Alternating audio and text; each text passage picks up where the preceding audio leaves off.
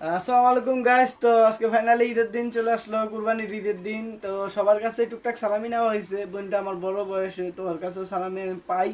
তো আজকে বোনের কাছে যেতেছি সালামি চাইতে, আর সালাম করবো, দেখবো কিরকম কি দেয় আজকে সালামি।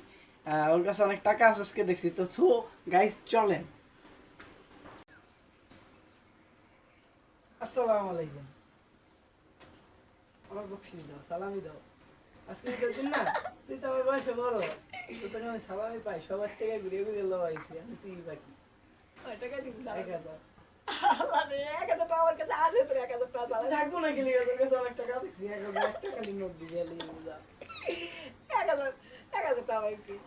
একটা নোট দিলি সবার কাছে ঘুরে ঘুরে লইছি, তুই বাকি আছিস, লাগলে আরেকবার দিবি।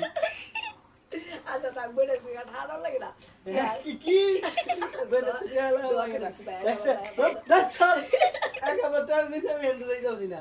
চালু চালু চালু চালু চালু, কই একটা কথা দেই না, কই টাকা কি না কত লাগতো? আমি দেখছি তো 100 টাকা লাগবে আগে আমার দেওয়া লাগবে। আমি এটা নিতে আমি 100 টাকা নিব না, পাগল নিয়ে আমি 1,000 টাকা লাগবে।